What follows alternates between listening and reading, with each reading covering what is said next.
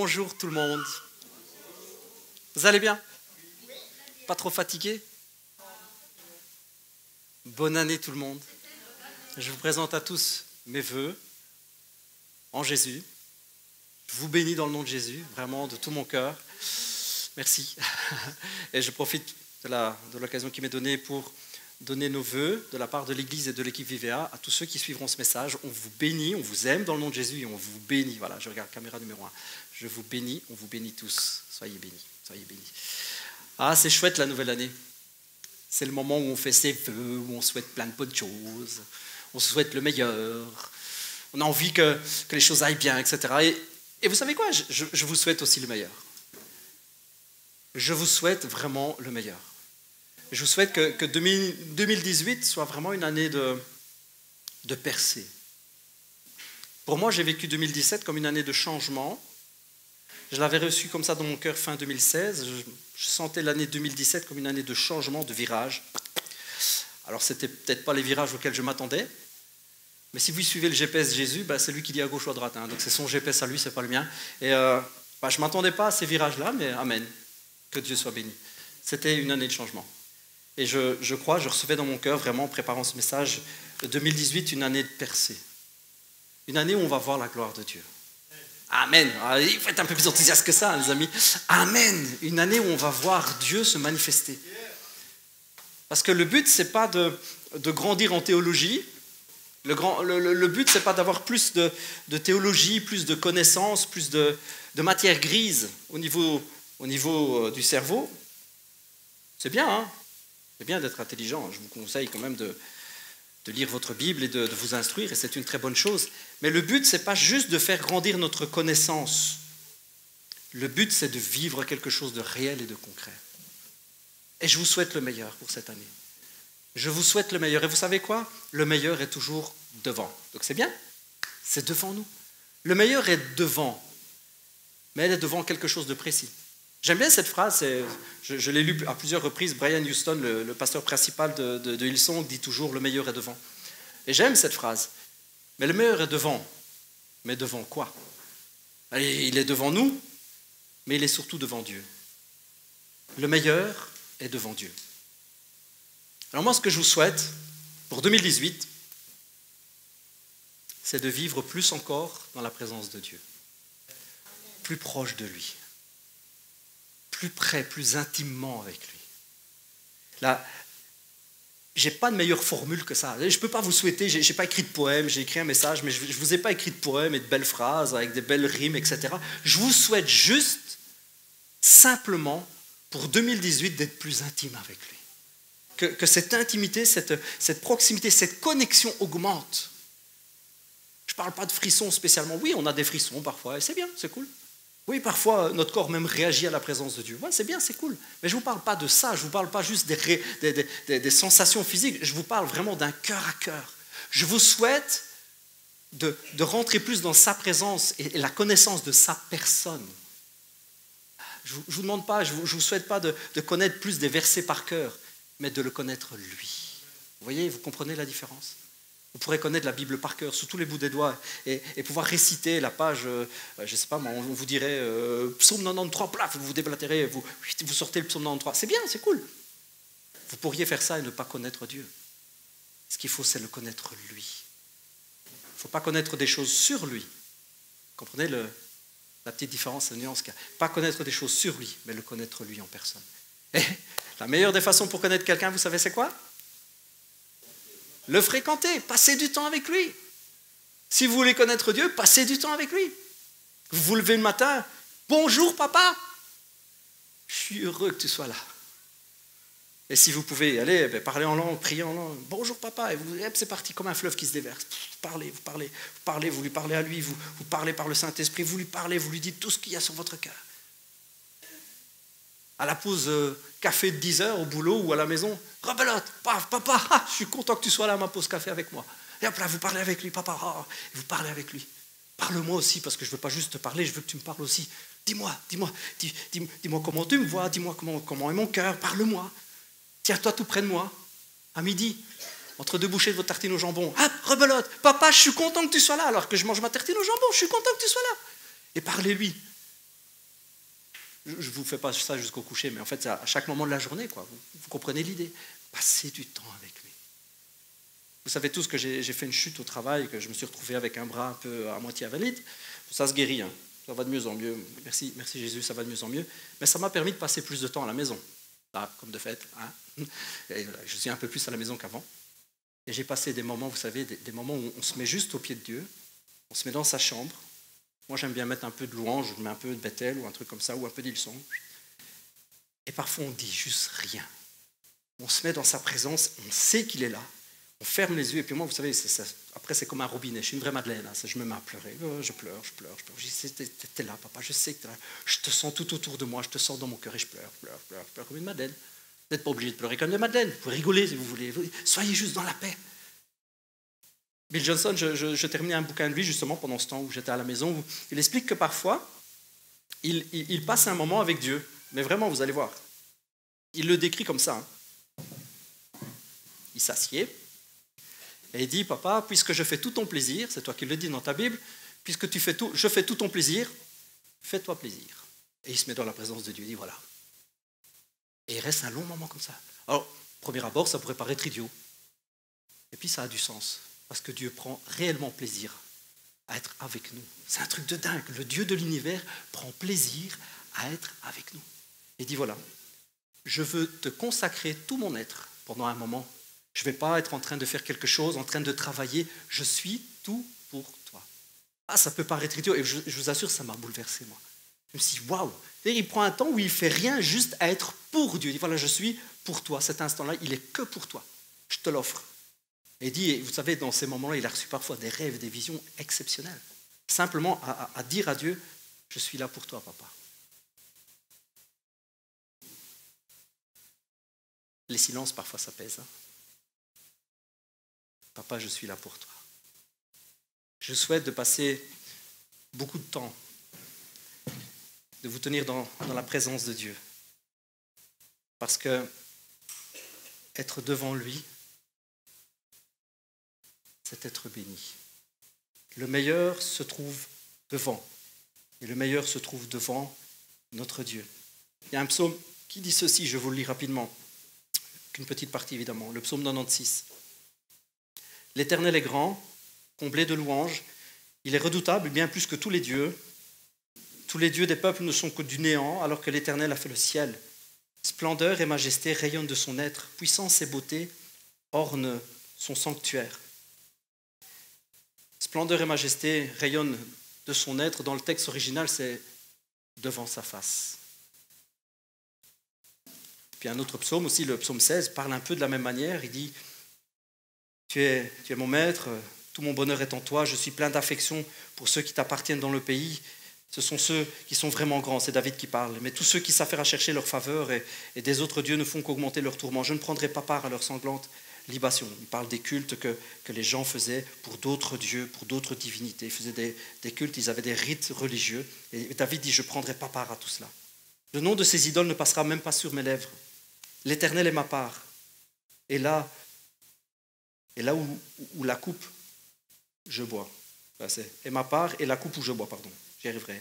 La part, l'Éternel est ma part et la coupe où je bois. Tu garantis la part que j'ai reçue. Tu en as fixé les limites. C'est un jardin plein de délices. Mon héritage est merveilleux. Oui, je loue l'Éternel qui me conseille, qui, la nuit même, éclaire ma pensée. Je garde constamment mes yeux sur l'Éternel. Puisqu'il est près de moi, rien ne peut m'ébranler. Mon cœur est dans la joie. Mon âme exulte d'allégresse. Mon corps repose dans la paix. Tu ne m'abandonneras pas dans le séjour des morts. Tu ne laisseras pas ton serviteur fidèle se décomposer dans la tombe. Tu me feras connaître le chemin de la vie. Plénitude de joie en ta présence et bonheur éternel auprès de toi. Encore une fois, le texte original dit « devant ta face ». Vous trouverez plusieurs psaumes qui diront cela. Beaucoup de paroles de David. Être face à Dieu.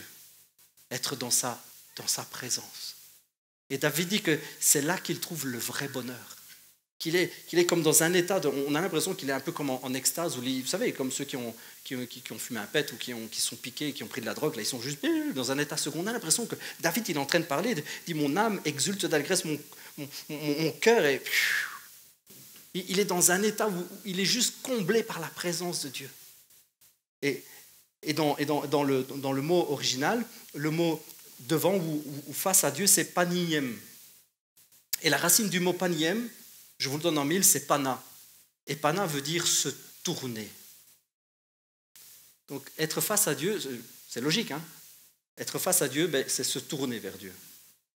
Avec ça, je ne vous ai rien appris, mais c'est important de savoir que pour être dans la présence de Dieu, il faut venir dans sa présence.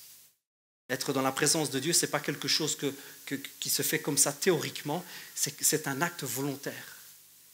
David dit, dans ta présence, il y a des délices, mais la racine du mot nous dit que c'est une action de se tourner.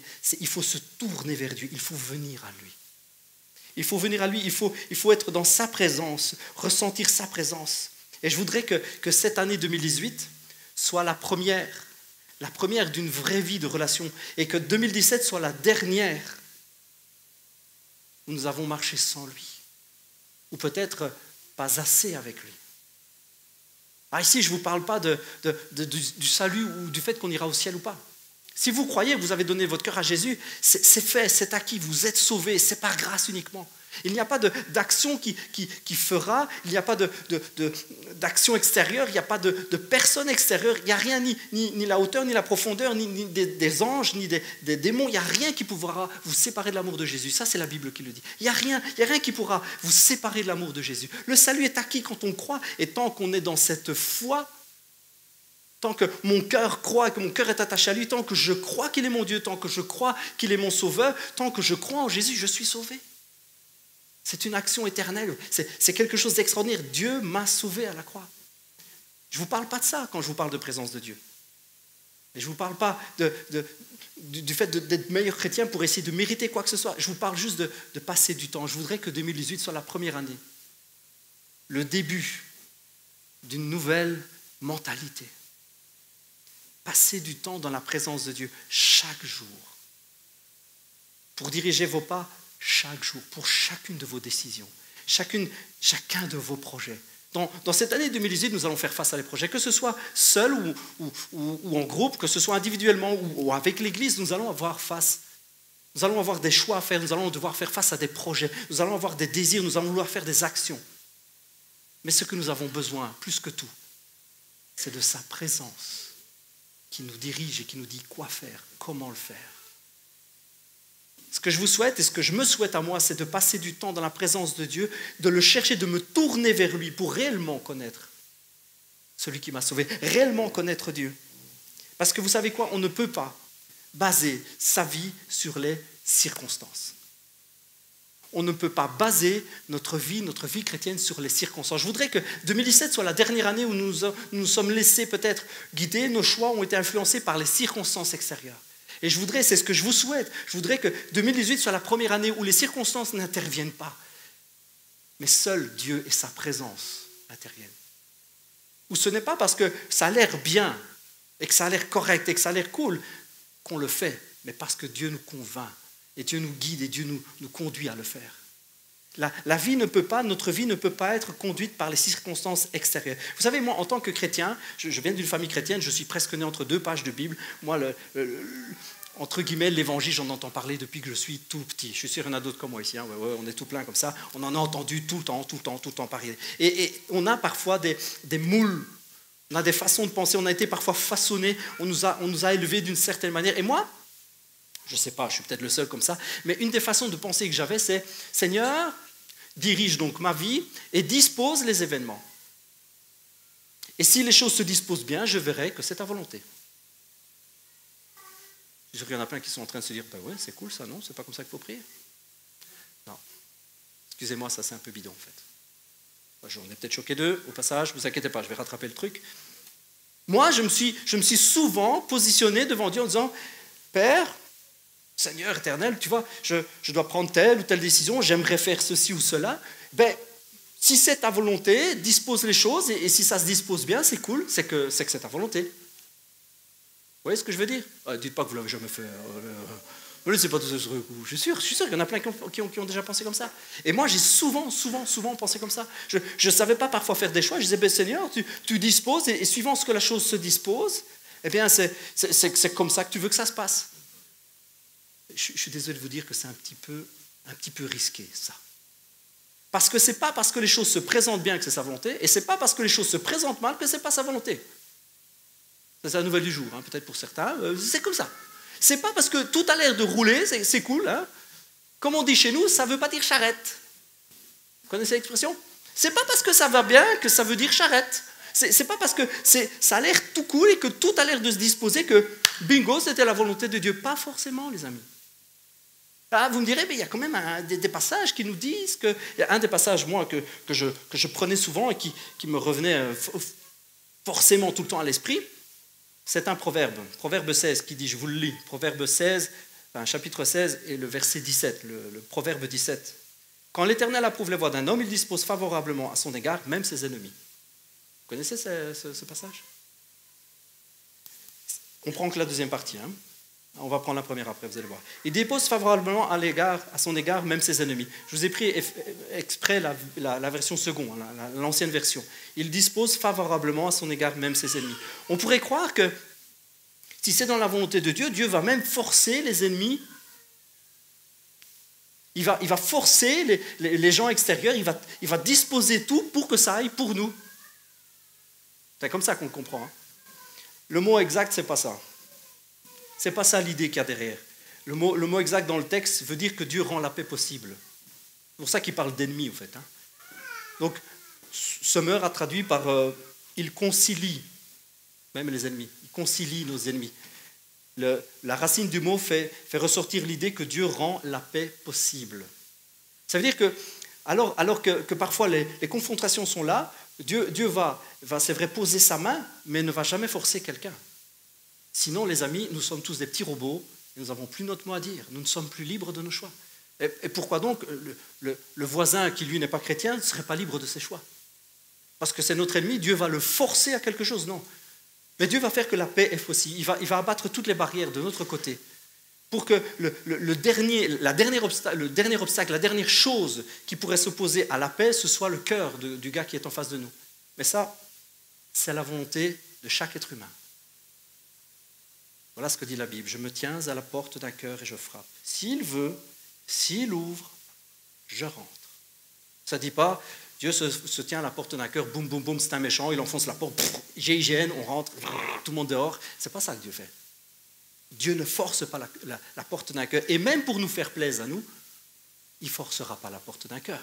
Il ne forcera pas la porte du cœur du voisin parce qu'il nous embête à parquer la voiture devant chez nous. Il ne forcera pas le cœur de l'un ou l'autre de nos collègues qu'on n'aime pas, etc.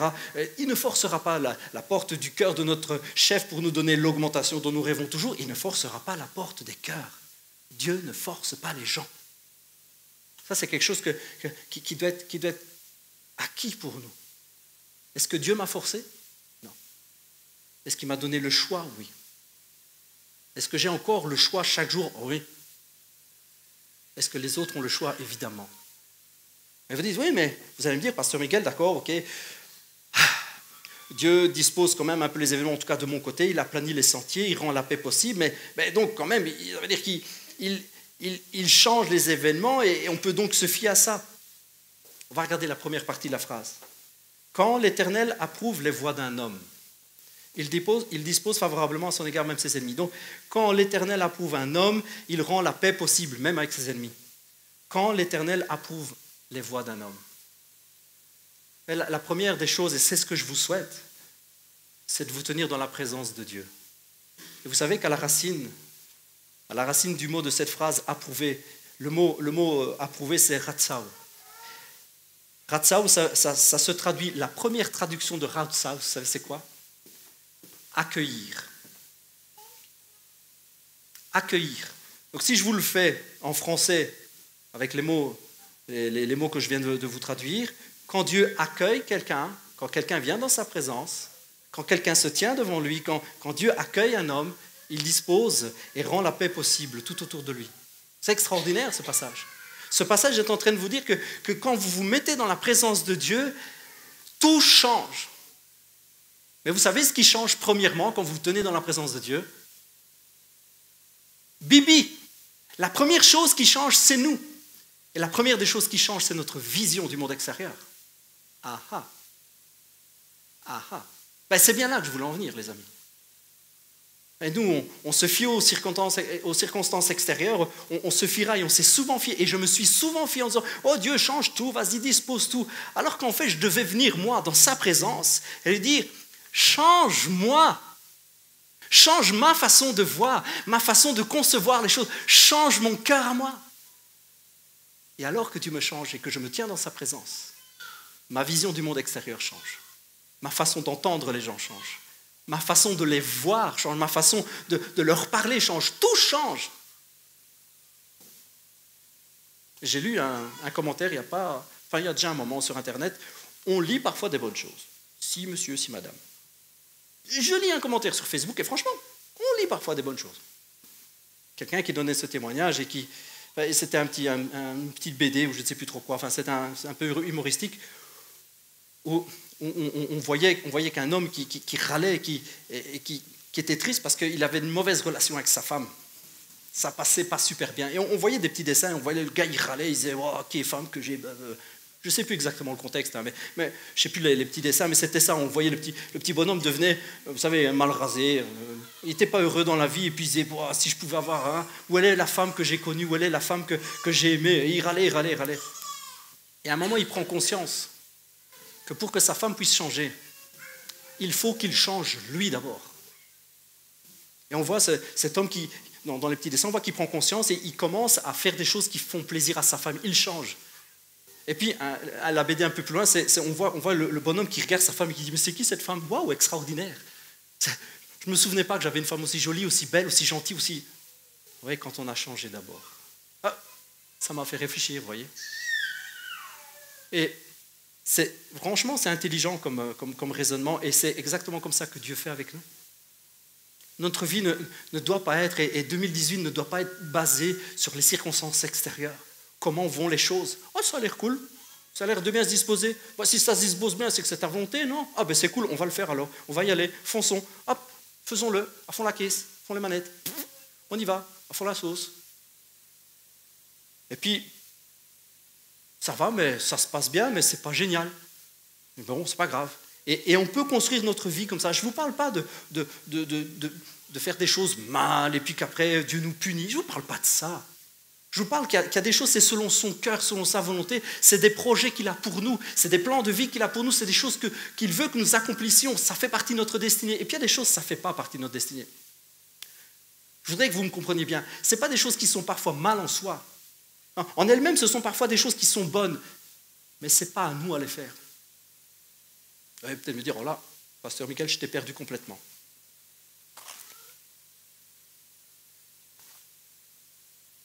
David et la construction du temple. Vous connaissez ce passage?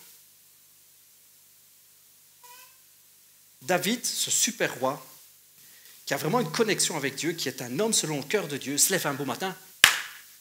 Vlati pas que moi j'ai un super palais et que Dieu, il n'a même pas un super temple.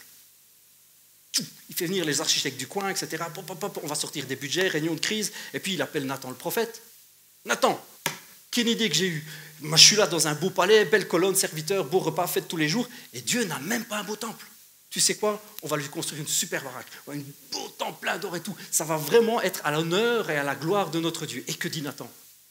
Nathan, qu'est-ce que tu en penses? Et Nathan, qu'est-ce qu'il dit? Génial.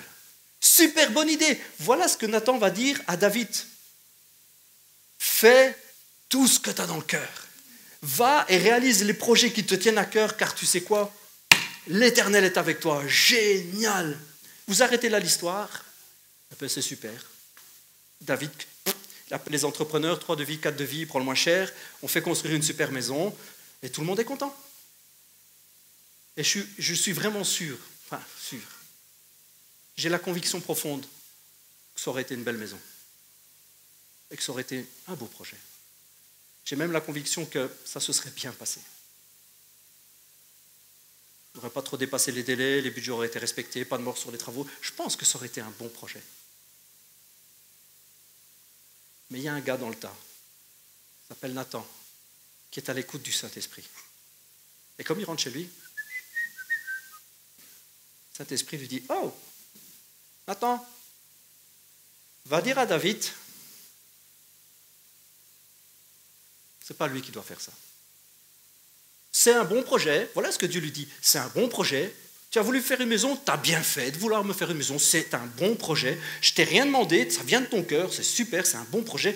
Franchement, je dis feu des deux doigts, c'est nickel, mais ce n'est pas toi qui vas me le faire. Et là, je vous avoue qu'on peut se poser la question pourquoi. On peut se poser la question pourquoi David ne veut pas faire. Alors c'est vrai, il y a un passage qui nous dit que Dieu dit à David, tu as versé beaucoup de sang. Tu es un homme de guerre, tu as versé beaucoup de sang. Mais en même temps, c'était les guerres qu'il devait mener pour la paix de son pays autour. David était un homme qui, après, va aller dans le temple, etc. Il va faire des tas de choses. Enfin, il allait dans le temple, la tente qui était faite à ce moment-là. Il faisait même le boulot d'un sacrificateur parfois, et Dieu était avec lui. Pourquoi à ce moment-là, il lui dit, tes mains ont versé beaucoup de sang? Pourquoi? C'est l'image de Marc. Parce que les autres disent, c'est un guerrier qui a fait la maison de Dieu. Je ne pense pas. Vous savez, il y a des moments où il faut juste dire à Dieu, ok, comme tu penses, pas comme je pense. Il y a des fois, même si ce n'est pas fondé dans notre cœur à nous, même si on ne comprend pas pourquoi, parfois c'est juste Dieu qui dit, pas toi. En d'autres termes, je vous le fais autrement, David reçoit de la part de Dieu, c'est une bonne idée, mais j'ai d'autres projets pour toi, mon loulou. J'ai d'autres choses à faire avec toi. C'est bien, mais pas toi. Donc c'est pas parce que l'idée est bonne que c'est la volonté de Dieu pour nous.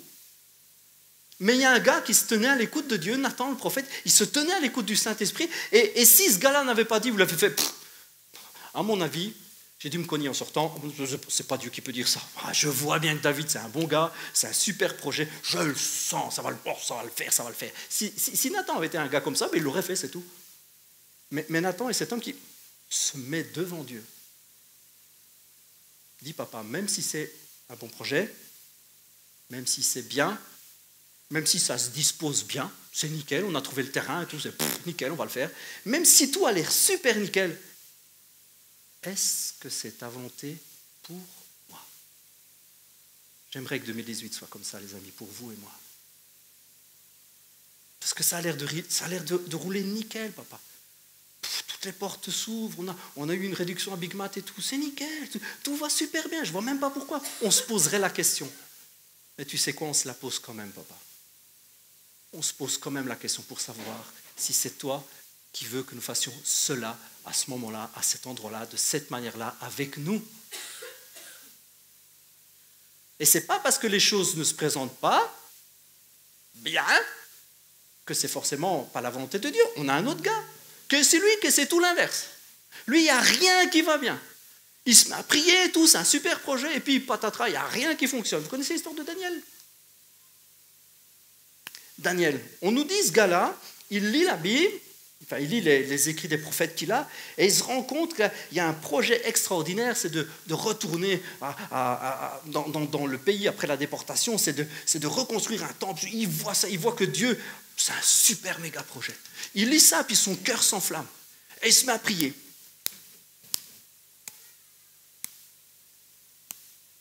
À un moment, il en a marre de prier, quoi. Il n'y a plus rien.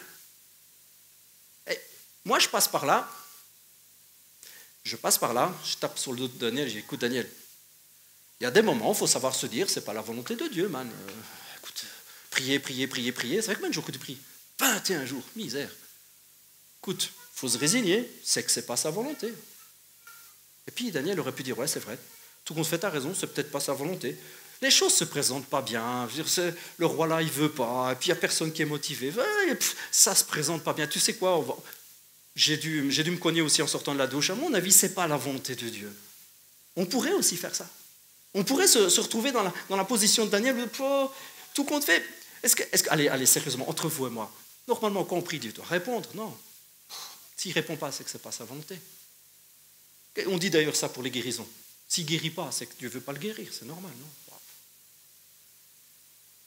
Il faut savoir accepter la souveraineté de Dieu, et donc si Dieu ne le guérit pas, si Dieu n'approuve pas ce projet, si les portes ne s'ouvrent pas, si on n'arrive pas à avoir tel et tel contact, si les choses ne se présentent pas bien, tu sais quoi, c'est que c'est peut-être pas sa volonté. On va pas forcer la main de Dieu. Le mot que tout le monde aime dans ces cas-là, on va pas tenter Dieu. Hein. On va pas tenter Dieu, parce que c'est pas bien de tenter Dieu. Donc on va pas forcer sa main. Tout compte fait, on va oublier ce projet-là, on le remet dans la farde, on glisse ça dans le tiroir. Mais Daniel est un homme qui se tient dans la présence de Dieu. Et ce n'est pas parce que les choses ne se disposent pas bien, ce n'est pas parce que le tableau que nous voyons, ce n'est pas parce que l'image que nous avons, ce n'est pas parce que le sentiment que nous avons que rien ne va, ce n'est pas pour ça que ce n'est pas la volonté de Dieu. Voilà ce que la Bible nous explique. Et franchement, je bénis Dieu pour ces passages qui nous montrent qu'il y a des choses qui nous dépassent. Il y a des choses qui se passent au-dessus de nous. On a l'impression qu'on a juste un petit gars comme Daniel qui prie Dieu et que Dieu refuse de l'écouter. Ah Seigneur, je t'en prie, je t'en prie, je t'en prie. Et lui dit, c'est ça à cause de ce jour. On a l'impression que c'est ça, non? On a l'impression que Dieu ne veut pas répondre. Voilà ce que la Bible nous dit. Moi, Daniel, je vous lis rapidement, je fus seul à voir cette apparition. Les gens qui étaient avec moi ne la virent pas. Ils furent soudain saisis d'une grande frayeur et coururent se cacher. Je demeurai donc seul à contempler cette apparition grandiose. J'en perdis mes forces. Je devins tout pâle, les maîtresses se décomposèrent. Je me sentais défaillir. Parenthèse. Je quitte l'endroit là, je viens là. Parenthèse, pour ceux qui croient que quand on tombe et qu'on défaille dans la présence de Dieu, c'est pas cool.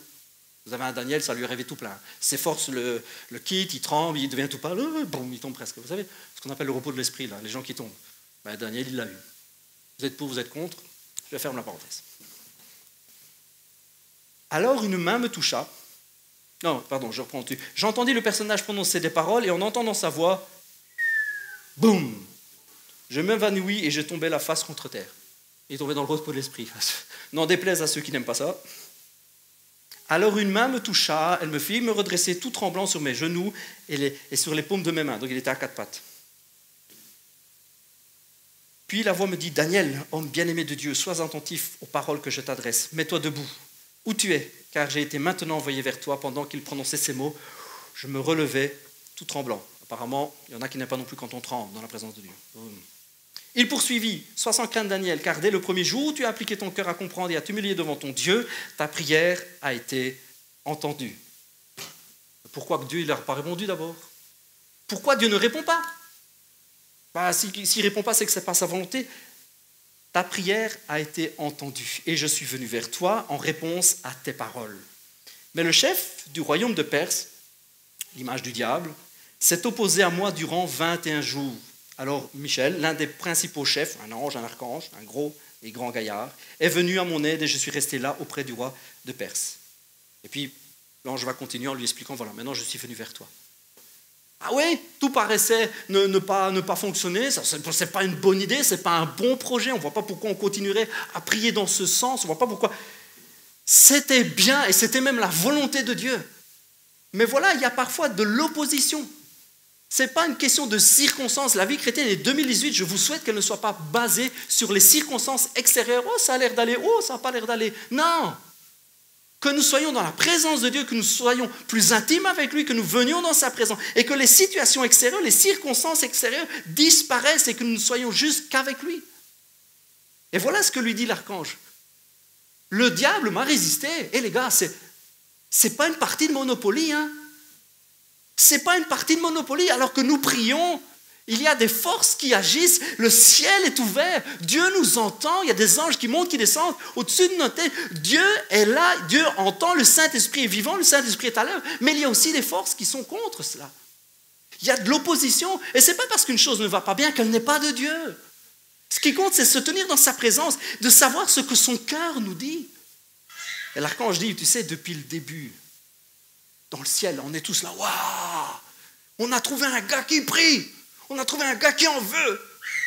Le ciel est en fête, le ciel est motivé, mais il y a des combats qui sont là et qui nous dépassent. Ça dépasse mon intelligence, ça dépasse ma compréhension. Ouais, c'est pas grave. Et vous savez quoi? C'est pas grave. Ça dépasse ce que je comprends de la Bible. Bon, et alors?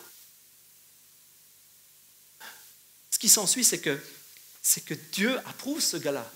Que Dieu bénisse ce gars-là parce qu'il est dans sa présence et qu'il sait ce que Dieu veut pour lui. Il reçoit la volonté de Dieu pour lui. Il reçoit ce que Dieu veut pour lui. L'archange, l'ange, l'archange vient lui dire, on est avec toi. Dieu est avec toi et c'est sa volonté qui s'accomplit dans ta vie. C'est ta destinée. Vas-y, continue. Ce n'est pas parce que les choses vont toutes seules que c'est sa volonté. Ce n'est pas non plus parce que les choses ne vont pas bien que ce n'est pas sa volonté. Et parfois, on se retrouve même embarqué dans quelque chose qui n'est pas sa volonté alors que nous, on ne voulait pas, que les autres voulaient. Enfin, vous voyez, parfois, c'est un mélange de tout ça.